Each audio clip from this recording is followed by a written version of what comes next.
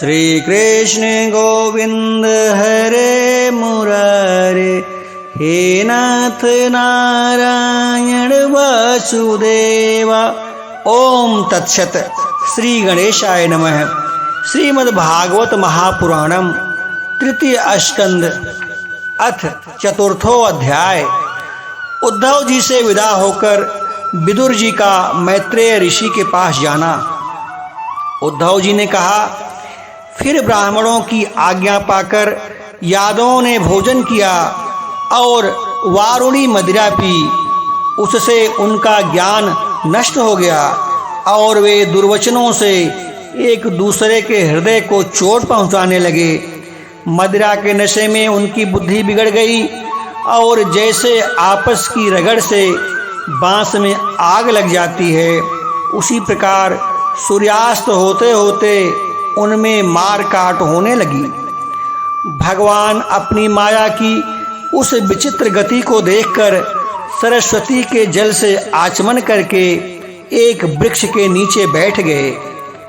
इससे पहले ही शरणागतों का दुख दूर करने वाले भगवान श्री कृष्ण ने अपने कुल का संहार करने की इच्छा होने पर मुझसे कह दिया था कि तुम बदरिका आश्रम चले जाओ।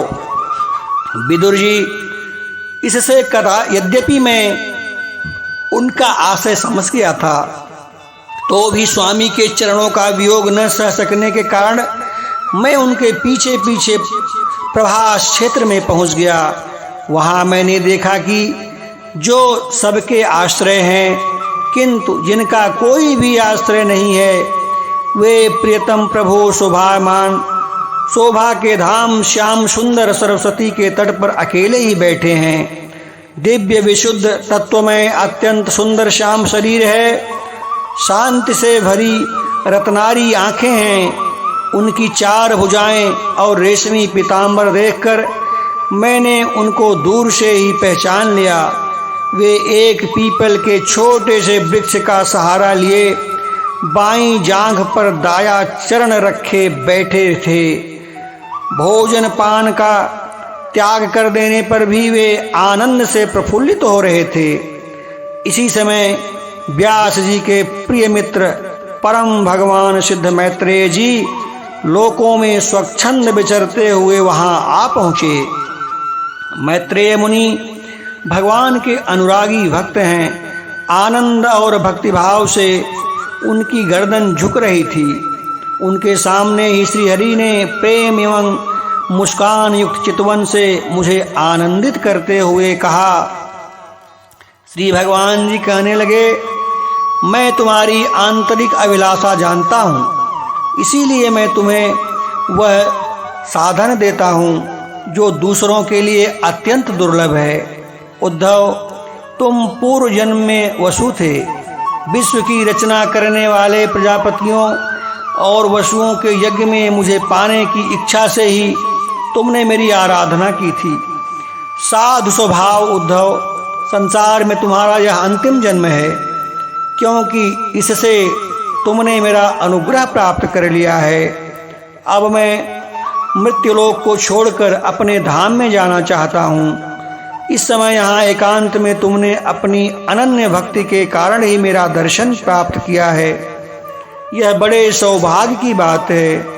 पूर्व काल पाद्यकल्प के आरंभ में मैंने अपने नाभ कमल पर बैठे हुए ब्रह्मा को अपनी महिमा के प्रकट करने वाले जिन श्रेष्ठ ज्ञान का उपदेश किया था और विवेकी लोग भागवत कहते हैं, वही मैं तुम्हें देता हूँ। विदुर जी, मुझ पर तो प्रतिक्षण उस परम पुरुष की कृपा वर्षा करती थी। इस समय उनके इस प्रकार आदर पूर्वक कहने से स्नेह बस मुझे रोमांच हो आया। मेरी वाणी गदगद हो गई और नेत्रों में आंसुओं की धारा बहने लगी। उस समय मैंने हाथ जोड़कर उनसे कहा, स्वामी, आपके चरण कमलों की सेवा करने वाले पुरुषों को इस संसार में अर्थ धर्म काम मोक्ष इन चारों में से कोई भी पदार्थ दुर्लभ नहीं है। तथापि मुझे उसमें से किसी की इच्छा नहीं है। मैं तो केवल आपके चरण कमलों की सेवा के लिए ही लालायित रहता हूँ।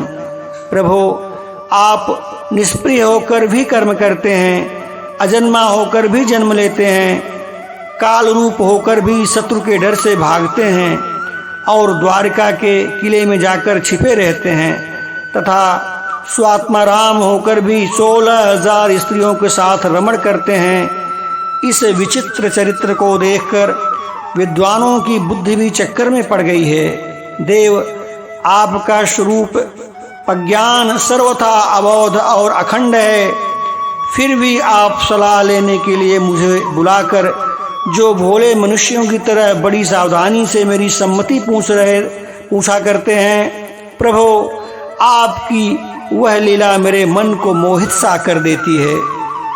स्वामी, अपने स्वरूप का गूढ़ रहस्य प्रकट करने वाला जो श्रेष्ठ एवं समग्र ज्ञान आपने ब्रह्मा जी को बतलाया था, वह यदि मेरे समझने योग्य है तो मुझे भी सुनाइए, जिससे मैं भी इस संसार के दुख को सुगमता से पार कर जाऊं। जब मैंने इस प्रकार अपने हृदय का भाव निवेदित किया, तब परम पुरुष कमल नयन भगवान श्री कृष्ण ने मुझे अपने स्वरूप की परम स्थिति का उपदेश दिया। इस प्रकार पूज्यपाद गुरु श्री कृष्ण जी से आत्म तत्व की उपलब्धि का साधन सुनकर तथा उन प्रभु के चरणों की वंदना और परिक्रमा करके मैं यहाँ आया हूँ। इस समय उनके विरह से मेरा चित्त अत्यंत व्याकुल हो रहा है। विदुर जी, पहले तो उनके दर्शन पाकर भी मुझे आनंद प्राप्त हो जाया करता था, किंतु अब तो मेरे हृदय में उनकी विरह व्यथा अत्यंत पीड़ित कर रही है। अब मैं उनके प्रिय क्षेत्र बदरिका आश्रम को जा रहा हूँ, जहाँ भगवान श्री नारायण देव और नर ये दोनों ऋषि लोगों पर अनुग्रह करने के लिए दीर्घकालीन सौम्य दूसरों को सुख पहुँचाने वाली एवं कठिन तपस्या कर रहे हैं।